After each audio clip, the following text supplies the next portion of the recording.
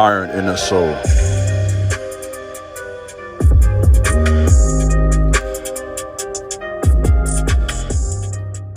What's up, YouTube? This is Iron and Soul.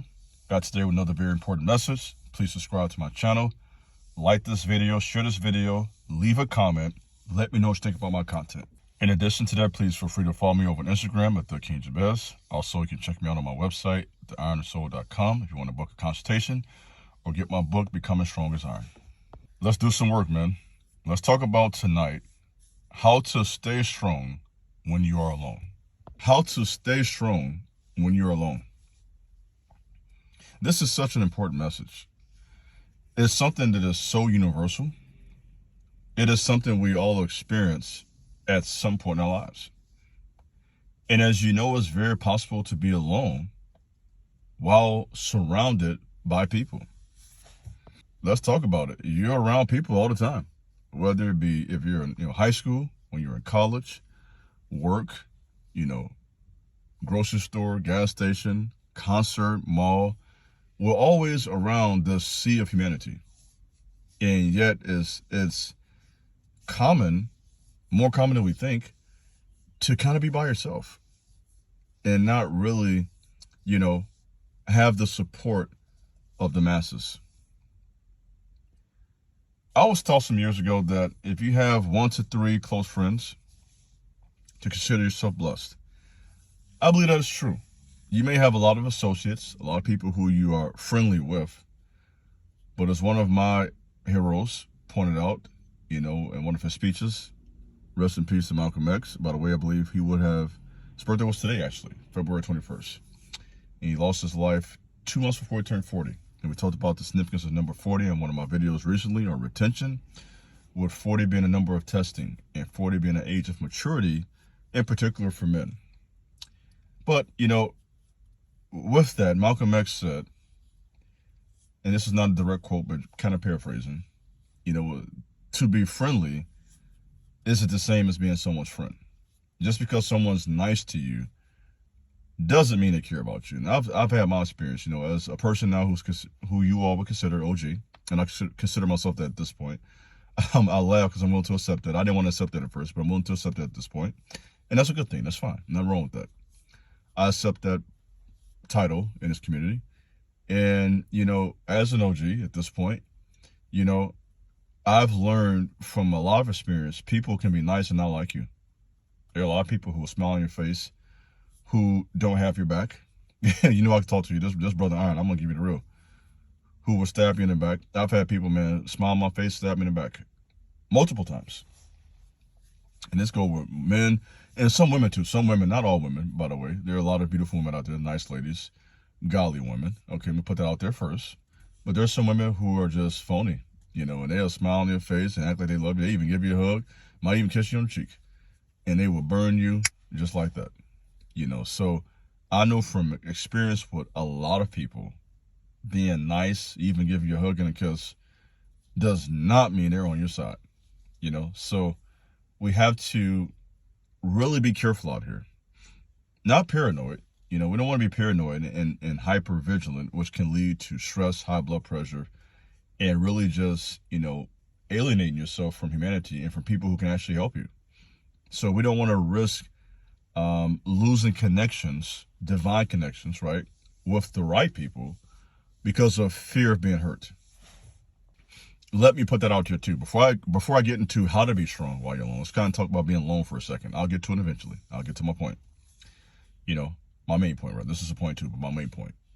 So, it's very possible to miss divine connections, people who really care about you, people who can be friends and help you because of your fear, previous bad experiences, and hurt that can lead you to a place of isolation for the purpose of self-preservation. And there is some wisdom in that, to be honest. I think honestly, I hate to say it like this, a lot of people, you shouldn't deal with them. I'm going to just be real with you, so you're probably wise and smart to avoid a lot of people. But with that, you don't want to avoid everybody. There are people out here who are quality, who can help you, and take a step further, there are people who you can help. One of the guys who follows my content was just telling me yesterday he was spending some time with one of his mentees. teenage boy who's playing, I think it's AAU basketball right now, 14, 15 years of age, falling out in his life, mother struggling, going through it, going through. There are a lot of young boys who are struggling. By the way, guys, a lot of young boys who need mentors. So I want to kind of drop that on you. I'm not going to push it, but I'm going to kind of drop that on you guys. You guys who are older, older in that case, meaning, you're 25, I wouldn't even say 20, 25, 30 years old. You should be positioned to give some insight to a teenage boy. Definitely, as a mentor. So kind of just put that out there, that life isn't just about ourselves. It's also about helping other people. And so he's doing that, and he's mentoring this young man, and he appreciates it. And he's able to help him and spend time with him and talk to him. And that tells you that there are teenage boys. I don't know why I'm getting into this. This is why. When people are alone, there are people out here who will truly appreciate your company. I want to put that out there. There are some young boys, teenagers, who could use your leadership, right? I look back when I was a teenage boy, and there were a lot of men around me who I had some respect for. We're talking from, from football coaches to teachers, male teachers who I'd have respect for, my grandfather, uncles, older cousins, men at the church. There were a variety of guys who I saw in the community. Barber, think about Rusty out there in Maywood. Barber, who was pretty well known, in the community at least. And all these guys were people who I had respect for, as these were men. When you're a teenage boy, you're trying to figure out what it means to be a man. And you're doing that by observing the community of guys, including your own father and the guys, your uncles and people around them, as well as men in the community as a whole. So with that being said, if you are alone as a man, I would encourage you to, number one, get close to God first and foremost. And I'll get into a little more detail with that later.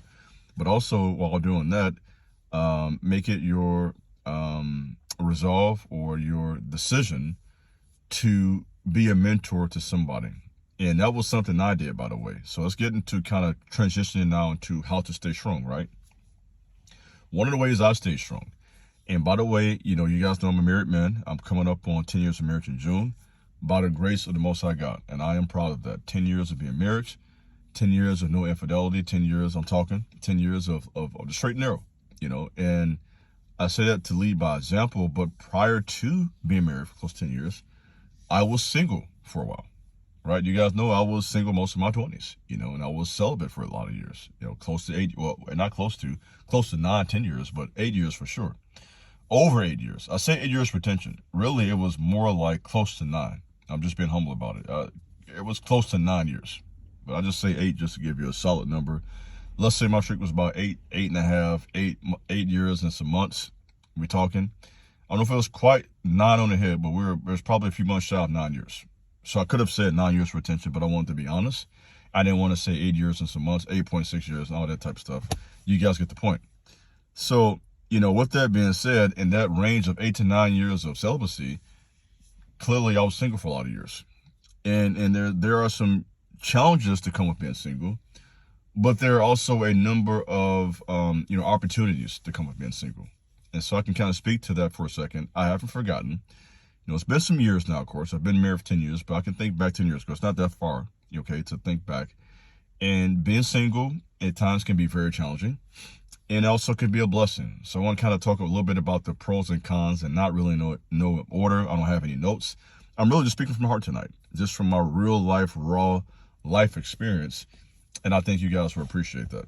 So I think back, one of the challenges when you are alone, by the way, and once again, you can be alone while surrounded by people. I was at a college campus where I was around a lot of people.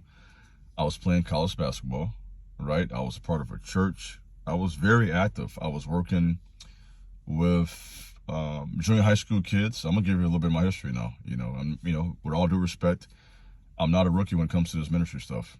So even in college, you're talking, Wednesday night, I was working with the teenagers, the junior high school kids, as an assistant youth leader. I did that for about 3 or 4 years. In fact, the name of the group was, as I think back, I haven't thought about this in a while now. It's kind of interesting to think of it tonight. Higher Ground was actually the name of the group. It's weird I haven't thought about that name in a while, but it just popped into my head now as I'm talking to you guys, which this is earnest from the heart. So I worked with Higher Ground, which is a junior high school youth group, for 3 or 4 years, somewhere in that range. And I did that while I was in college. I was going to school, very structured schedule each day. I was in school from 8 to 12. I worked in a print shop from, let's say, maybe varied from 1 to 7 some nights and 1 to 9 other nights. The reason it was 7 because I was playing basketball as well. And so we had basketball practice. Trying to think back on my schedule now, it's 10 years ago. So it's not bad to be able to remember this, in my humble opinion. But we played basketball. We had practice, rather, twice a week. And the reason I say plays, we played sometimes in the morning, too. We would play like at 5 a.m. before work once or twice a week. And then we had, of course, formal practice. So in my college days, I was playing basketball every bit of 5 to 6 hours a week, which was a pretty modest number for a college basketball player, but it was still enough to get the job done. So that being said, we had basketball practice on Tuesdays and Thursdays from 7 to 9 p.m. On Friday night, I was a part of an addiction program that was referred to as Performance Unanimous. And so I was serving there as an assistant leader. I was very active in my 20s. And that's why I take you guys serious, because I realize because you're in your 20s, you're not a boy, you're a man. You know what I mean? You are a man who was capable of and worthy of much responsibility. I think that's one of the best things you can do for a young man, in my opinion, from my experience, from my learning and reading, is to give a young man responsibility. You know what I mean? You give him something that you trust him with, and showing that you trust he has this capability, but that's another message in itself. So this college I went to, and church that was connected together, they entrusted me with a lot of responsibility at a young age. And so they trusted me to work with their youth, their teenagers. These were their kids, right? So you think about a church and school that was just very small, like almost like a family. These were not random kids. These were the kids who were the kids of the people who were at the church, the leadership, the pastors, elders, deacons, in some cases, the members of the church. So these were their children. And so they had enough confidence in me and who I was, my character, to help their children on Wednesday nights. And then Friday night, I worked in part of the addiction program for a couple of hours, basketball practice. You get where I'm going with this. I was busy all the time. And that's not including, Sunday I was a part of the choir. I just was doing, now I think back, I was doing too much, to be honest. It was just too much. But I meant well, it kept me busy. And this is how I'm kind of teaching you guys how I was able to navigate through being single. To keep from feeling sorry for myself, I kept myself active. So if you feel alone, find somewhere to volunteer. Get active somewhere, whether that be at a gym, some type of online group chat, something. Find a way, find community, you know what I mean? And I think it's healthy.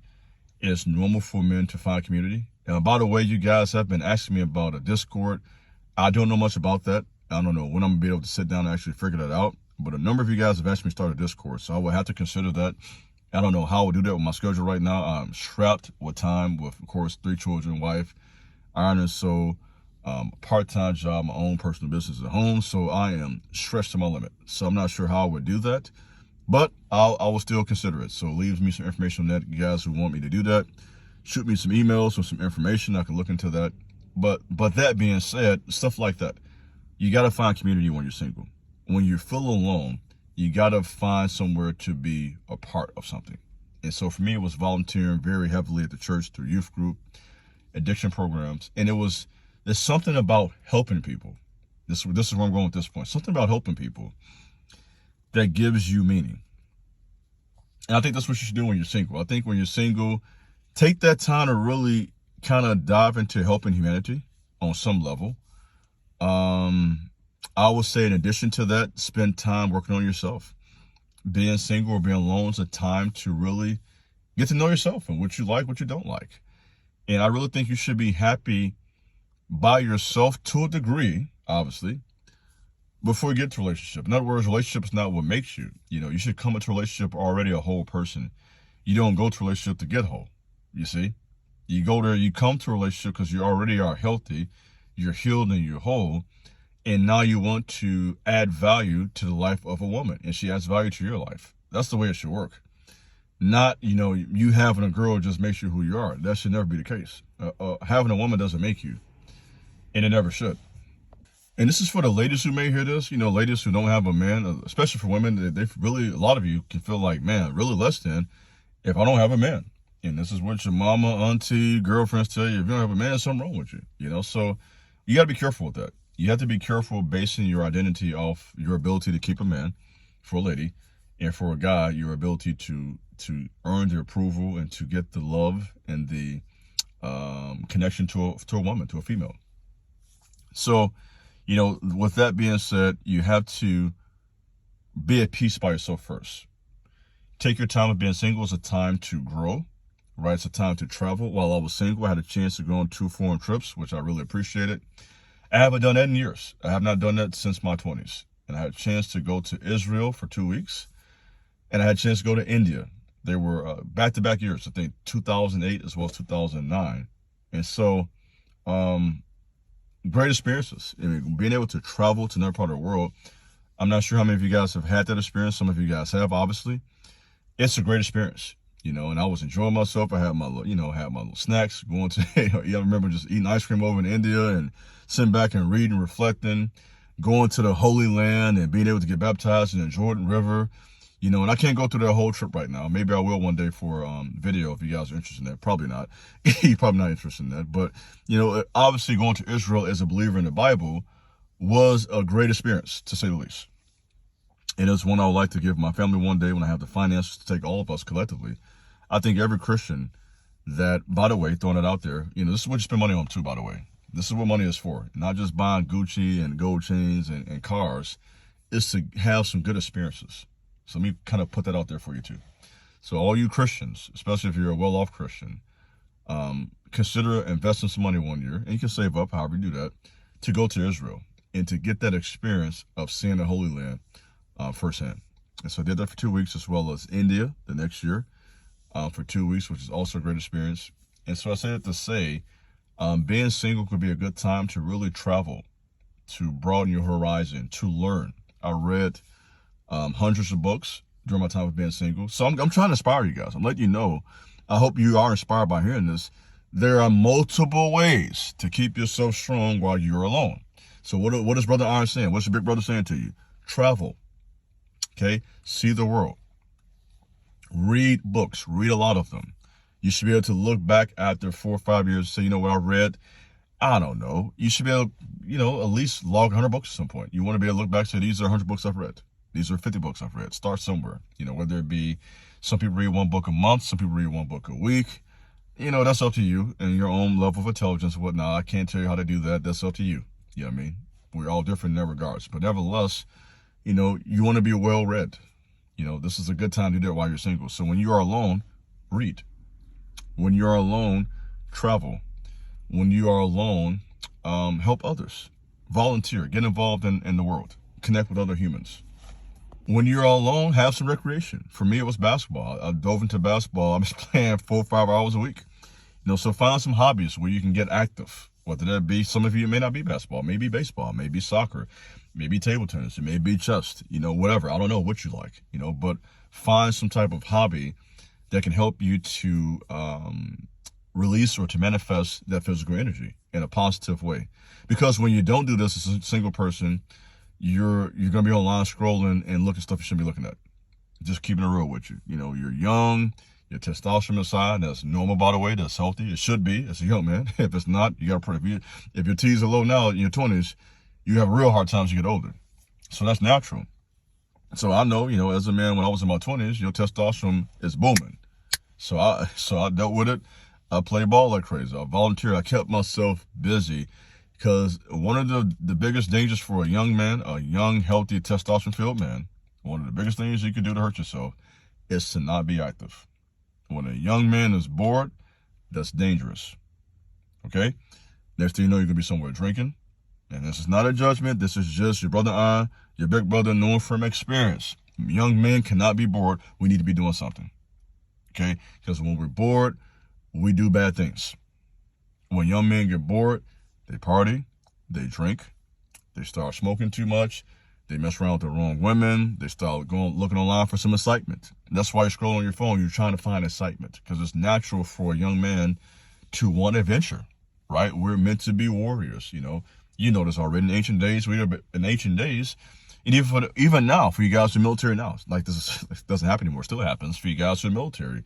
It's natural for a young man to be a warrior, to be in a war, to be out there in an excitement and battle and facing real life and death situations. So we seek that thrill.